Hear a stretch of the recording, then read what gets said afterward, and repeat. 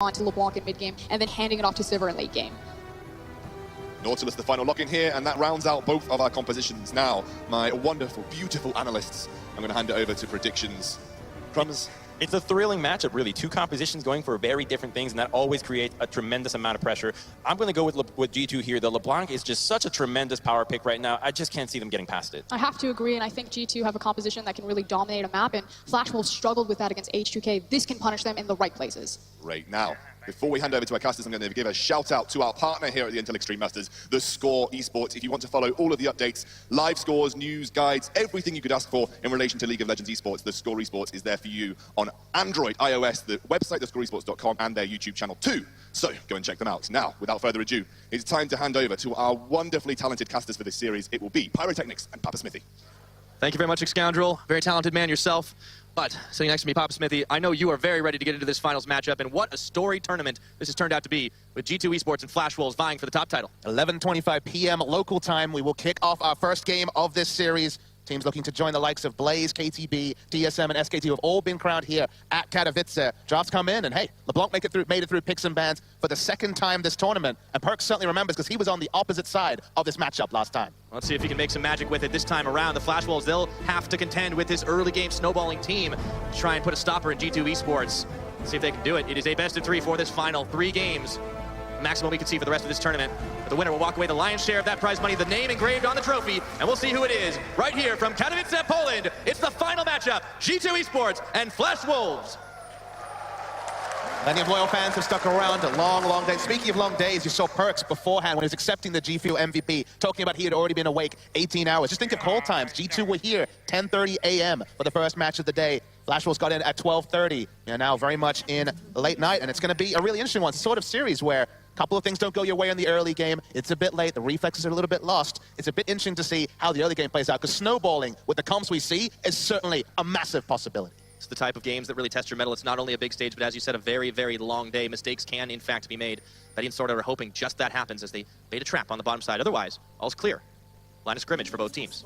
So we're going to probably see a pretty slow start. We should talk about where these teams have come from and what we're seeing. We'll start with Flash Wolves. So we see Nautilus sauntering onto the Rift in the top lane. I mean, Flash Wolves, the big thing for them, I think, honestly, the common topic between two teams is redemption in some ways. And the big story for Flash Wolves and the LMS region, think back to Worlds when we're like, okay, the Dark Horses are here. It's Flash Wolves, AHQ again. They're going to surprise us. We don't really scout them that well. It wasn't their tournament. LMS in general really underperformed. Neither team crowning themselves in glory. The Korean Slayers, Flash Wolves have so many different adjectives and sub-names, but it was a poor tournament for them. And guess what? We come into another tournament. Again, Dark Horses. We're talking about Europe. We're talking about Korea. And LMS, once again, makes it to a final and trying to redefine kind of recent history because they're looking for a big result. You definitely can't sleep on a team like the Flash Wolves. A lot of people have speculated, you know, even coming into this, oh, well, how strong can the LMS be because they just hadn't performed on international stage for some time.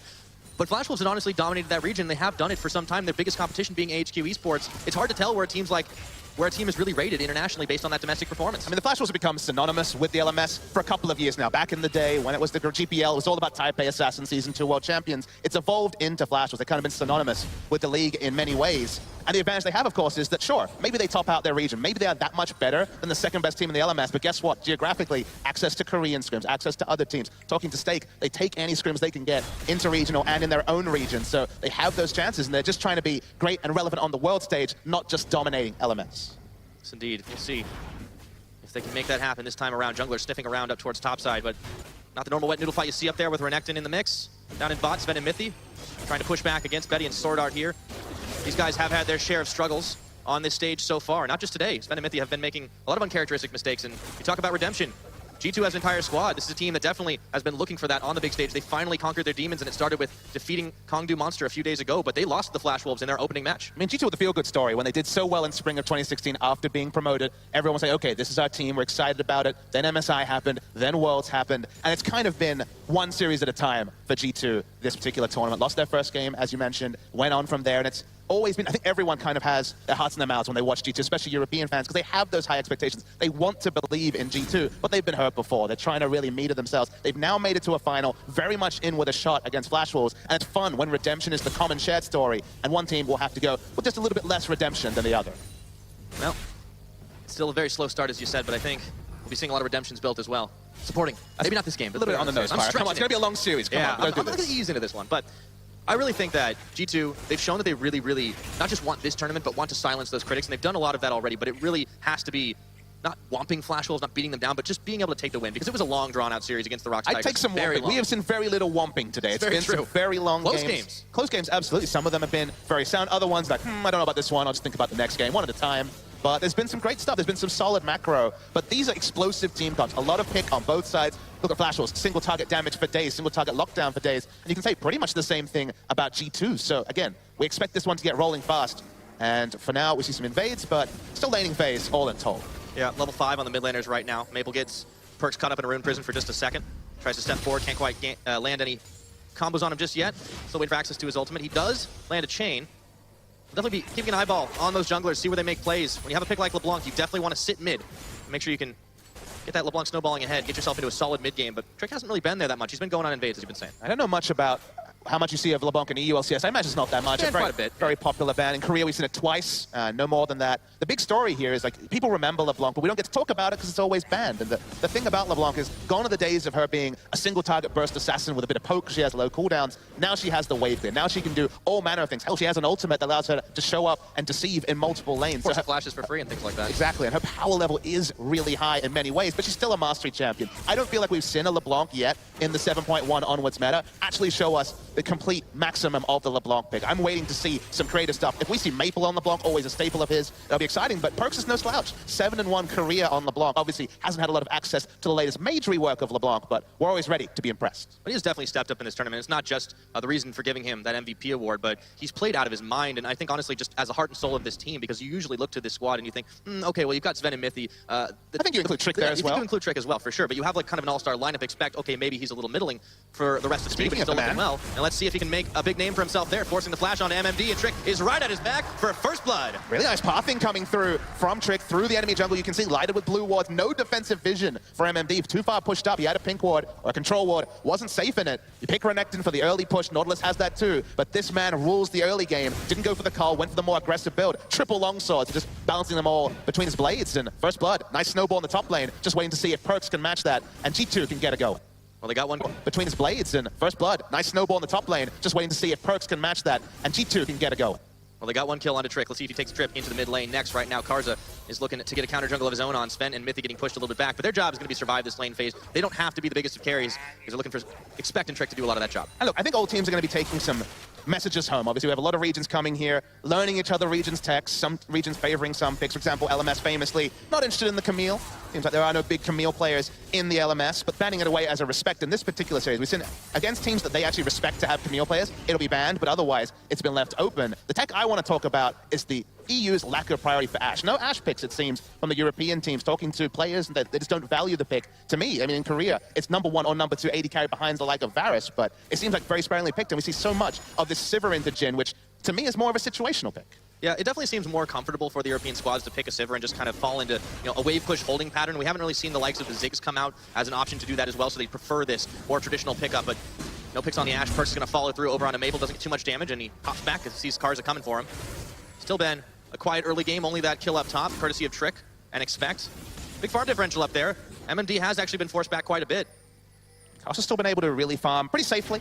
You consider the laning matchups, Renekton with the push advantage, LeBlanc with the kill pressure. This is kind of Trick's playground in the early game to go and invade. We already saw the successful gank top. He's pinked out on awards, so will be spotted in his current mission to the top lane. Carl's been happy to farm, and with that information, always good to see. Very ordered play from a team. They know there's no way Elise can be here to secure the Drake, so why not start stacking?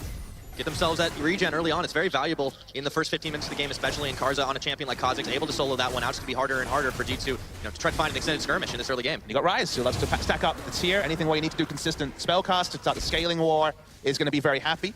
Went for the Megatron just before finishing the Rod of Ages, so just trying to survive the laning phases. Okay, so they're trying to respond here. They know Nautilus had to hang back, went for a back. They can get first pick, to be big, it's picky a pick. But they got to be careful not to give up kill, and Perks is going to have to flash and double distort in, or out rather, as he got exhausted on Sword Art had the Nether Grasp. Meanwhile, MMD got back up the top lane, but that tower is nearly gone. Sends a depth charge, and Trick is low, but he turns into a spider, sinks the fangs in, and he goes up in the air. What goes up must come down, and MMD is going back to Fountain. Didn't really seem like he judged the situation very smartly. Turret was so low, it was inevitably going to go down, but just gives his life as well. well. We might start seeing these small mistakes. Remember, it is late. They've just come off a series. You think he'd still be warmed up and ready to go, but complete misjudgment from MMD. Sometimes hard to keep your head in those situations. MMD found out the hard way, so a big gold advantage G2's way with that first brick and the kill picked up. It also opens up this side of the map, and Expect shows no signs of stopping on the push.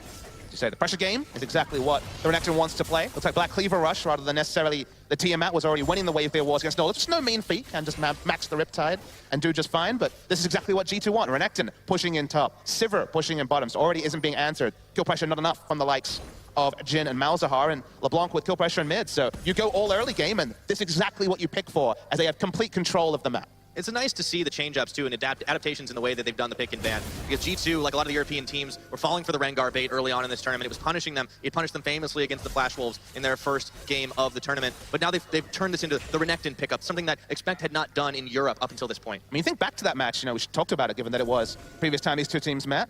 Maple considering his option spot, but that game was kind of uncharacteristic from G2. Again, first game of the tournament for both, and we saw specifically Sven struggling in lane, gave up that 2v2 kill. We saw that again from him today. That's been a big surprise in that regard. G2 just kind of got bled out of the game. A couple of kills came in and Flash Wolves never looked like losing. That's why I like how this time, go for the earliest game comp possible, get some leads, get some confidence, and get out the specter of that first loss. Yeah. And change up the way they're playing, too. They've been famous in LCS for trying to play the control game and not give up advantages, but build themselves small, incremental gold leads and then overwhelm after the fact that the opponent could really do nothing about it. This time, they've kind of gone all out, saying, screw it, this is the finals.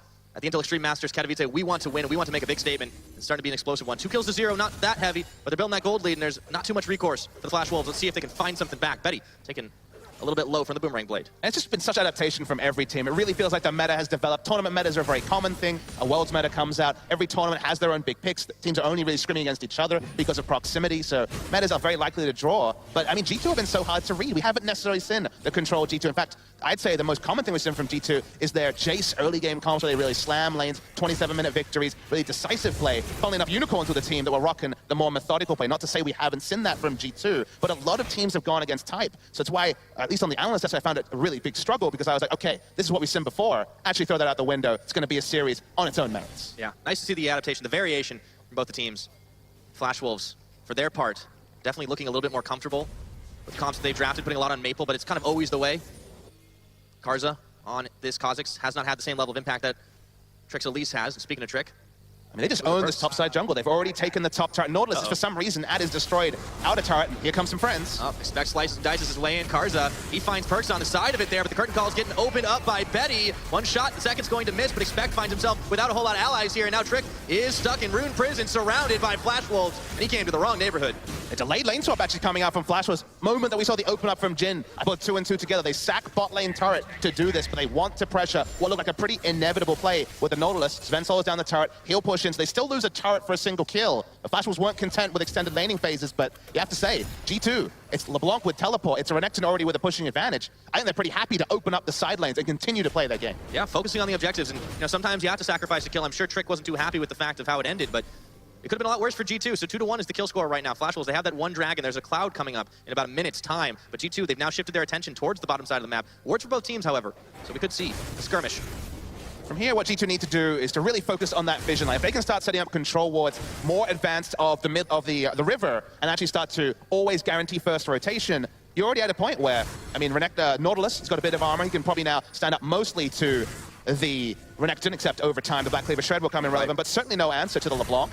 So putting the LeBlanc and rotating around there. Picks are so easy when you have LeBlanc, Renekton, Elise, even Tom Kench is useful there. Speaking of picks. Yep, he might go, and that is why you bought the QSS. Very early, too. Yeah. Very early. He's playing scared because of what happened earlier in the mid. You say scared. I think he's playing smart. There we go. The reason why, and I agree, I think calculated is the right word, is that they want to go 1-3-1. The map is open. They have very easy to escape champions in both Renekton and the LeBlanc. Go for the QSS. Allow you to enter lane even in a 1v2 and no kill pressure involved is... Right now we see Sven and Maple Bishop. There's a lot of Flash Wolves in mid. Expect. Okay, Sven goes on the hunt. He has to burn his flash, and Karza follows him for a quick kill. In comes Smithy, though. Might be a bit too late. He's all alone. Brings himself no allies to the party, and there are a lot more Flash Wolves there. A few ultimates burned. G2 find themselves down an 80 carry. This time the picks work. It isn't over in the top lane where they'd already lost a lot of objectives. Perks couldn't make it over. Nice map play from the Flash Wolves, but they're still looking to get some objectives. Cloud Drake's a start, but it's not what they're looking for. They need some of the standing gold to match the turrets. Yes, they do. Perks, he's hanging around here, seeing if he can maybe do some damage to the Dragon. There is still the smite available for Karza, so there's really not much of a chance. And it gets secured up by him. 16.5 minutes into this game, is 2-2 on kills, but there is still that gold gap to contend with. Trick and Expect, not content to let anything go, are going to try to get themselves a Rift Herald. Makes a lot of sense. We're going to be having that split pushing Renekton. It's a super high priority Rift Herald. When you have this comp with Renekton early game, LeBlanc early game, I mean, Renekton's basically the LeBlanc of top lane when it comes to trying to dominate lane, especially even more old LeBlanc than you, I guess, which has a bit more flexibility. But Renekton does one thing, can push, has some kill pressure in the laning phase. Perks, I think I have to escape here. He's actually pretty intimidated by Maple in the side lane, who's now got the Rod of Ages stacking. The stacking will come in, the scaling will come in, things will get worse for G2, so I like the priority on something like Rift Herald. And Swordart's been hunting him this entire game too, so he's hanging around on the bottom side once again. He's got his Nether Grasp weapon available. Obviously Perks has this QSS, but he's going to have a hard time dealing in the 1v2. And there's a lot of Flash Wolves wards down here. It seems like they're intent on keeping Perks locked up as much as they can. And the intent should also be on keeping that ward line where it is now, in the river. Sure, it's around Baron. Baron doesn't spawn for a couple of minutes. Moving vision forward will allow for the quick collapse. They've even got the Sivir, who they get a couple of control wards down. Elise, LeBlanc, Tahm Kench, Renekton launched into a fight. 1 CC should be enough to delete a single member, and then they're going to look for the structures. So the early game's still pretty ordered from G2, but they need to keep this vision control up and have something like Baron as a backup win condition, because for now, inner turrets is what they should be shooting for. Yeah, still need to knock down the outer in the mid, but they have opened up the side lanes. We're 18 minutes on the clock. Perks still heading down towards the bottom. He has his Morello, Namicon. Also going to do some light reading. There we go. He starts pushing out. Yep. They're going to be able to send the dual lane to deal with him right now. A lot of G2 members stacking around mid. Let's see what happens here. Perks goes in.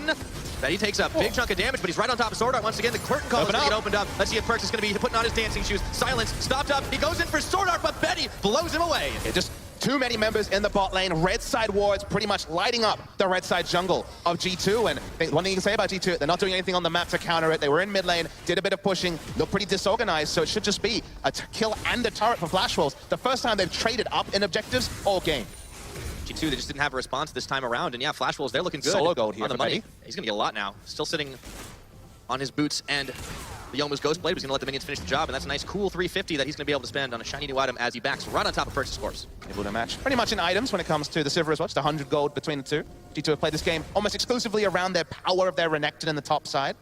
Sacking bot lane in a lot of ways, but teleport on LeBlanc, so she'll be able to visit bot and buff an easy objective. But if you have such a snowball comp and you start getting contested for the easy objectives, this is a little bit when the sinking feeling starts to enter the mind. They don't have LeBlanc to look for those big picks. Suddenly the initiation is an Elise Cocoon and Renekton getting in melee range. Because LeBlanc's on the other side of the map, things are a little bit more of a struggle to push the next objective. And if this is the gold lead in 3 minutes, in 5 minutes, and especially in 10 minutes, that's when the worry really creeps in for G2.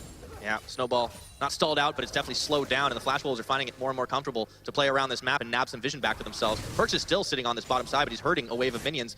Let's see if anyone joins him. Mythy's actually taking a trip through jungle to try and get some vision himself. Flash Wolves are none the wiser for now. And this is what we haven't seen enough of all tournament. We've seen Assassins trying to split push with no supporting vision. If you have a strong LeBlanc, support rolls in, puts down 2 wards, exits, suddenly LeBlanc's split push is that much safer, that much more predictable. Is turret dive going to be at least threatened from D2? Oh, Mythy's coming in right now. Trick stopped up for just a second, but it looks like they're focused on this tower. Perks goes around the backside, but it was just a fake out. And MMD now is coming for the flank up. Dominance on for Expect, but can he live through it? Mythy getting chunked, but he's got the Grey Health still available. Nommed up by Mythy. Grey Health is getting melted through. Perks just can't get enough done. Flashing forward is MMD looking for another auto. Mythy flashing, there's Maple. He gets one, and they're going for a Realm Warp. Right into Expect. No, he gets just out of vision range and jukes them out. It ends up being a 1 for none. Seems like there's a bit of a split call there for Perks especially. Really licked his chops. Said, okay, where am I going? What's my target? Took a long time. By the time he went in, wasn't able to burst anyone down. Backs away, and now G2 decided to lose fights. Maple getting frisky, but probably not going to be a turret dive. No, doesn't have to go too deep himself. Trick is stopped for what seems like ages right there. And now Flash Wolves don't have a wave to contend on this tower, but Perks was pushed back from the top side by MMD, and now he burns his teleport. He could get canceled out for just a moment. He does. MMD was wise to it, and he has to blast cone away. Wasted summoner spell. I mean, Perks, of course, got caught in the shop famously in this Ryze versus LeBlanc matchup, and now we see him just not respecting the fact that Knowledge could just walk up, cancel, would of course sin the teleport animation through the fog of war. Didn't need a vision of that brush to be able to see that. So canceled out, teleport now counts for nothing, and suddenly can't really park Expect or Perks in a sideline and expect too much when the teleports are down on both members. Yeah, this is looking harder for G2 right now, and seems like they keep trying to play the same game. They might need a little bit of help, and in 30 seconds there will be a Mountain Dragon spawning, so maybe they can try to grab that one, but they're running out of options in the mid for right now. Betty and Sword Art are parked there. Mythy's still trying to push vision up through the river. It's going to be harder for him to do. But the game plan of get behind Expect and let him charge down the line has just not been enough after the first 10 minutes of this game. And understandably, been focused on the game plan of G2, given they took the early lead, they had the early snowball. Let's check in with Flash Wolves, because you look at this team comp, Jhin famous for his long range, you're always like, okay, who's interrupting that curtain call? It's not really anyone on the side of G2 apart from a flank from Perks. But guess what? We talked about how G2 needs to put down their vision, move with it, look for picks. You get defensive vision up for the Jhin. He spots the LeBlanc in front of him. He's going to be very happy to open up at 1,000+ range, and no one is there to interrupt. So sure, if there's consistent threat of LeBlanc from nowhere, maybe that'll be something, as G2 try to get a little bit creative with an early Baron, but swatted out by a ward. There we go. Karza. Chains were on there, but not enough burst damage. Perkz has not been able to find a kill this game. Still only sitting on the Morellonomicon, and now the blasting one. But meanwhile, G2 was able to clear out that vision. Dragon is, of course, on the table. Flash Wolves have some wards behind the pit as well, and Perkz is still hunting around. Always a dangerous threat, but he just doesn't have the burst to take down anyone. Karza and Betty, the most squishy members, and here comes the Tom Kench, but Maple is a little bit far out there, but he's cut off for now. Realm Warp coming in, trying to make his great escape, and he does. Right behind. And no interrupt coming through, so able to just get out with the Realm Warp, like you said, Pyra. Set up around the Mountain Drake. First two Drakes kind of against the run of play went to Flash Wolves, and then when you check in the comps, and especially how G2 have kind of been stalled out, you'd have to say, against LeBlanc or Renekton, and especially Renekton that one lane as hard as he did in terms of getting the turret, 3 Drakes in 23 minutes is probably more than G2 could have afforded to pass over. Give up a mountain on top of the Cloud Notions they already had. Trick was meanwhile preoccupied with his red buff, and he's going to get that taken away from him. Rude. Spider going skittering, and yeah, Flash Wolves, they say this map is ours now. But that's the thing, is that's exactly the game plan expected from G2. Pushing up, LeBlanc showing up, Renekton, Elise. Now it's actually them on the back foot with the scaling disadvantage. Is the disadvantage enough for it to call the game? Absolutely not. But these members of Flash Wolves are scaling up. 10-stack Rod of Ages and the completed transformation of the tier. The Archangel is going to come up very shortly. Seraph's Embrace already available. So things getting together. Suddenly the target selection for Perkz starts to get a little bit slimmer. And we already mentioned the Jhin. Between Edge of Night and just the reality of how far away from fights it's going to be, it looks so clean for G2, but you can kind of look at a timestamp, especially on a VOD review, and be like, things really stalled out here and don't look like they're going to get any better.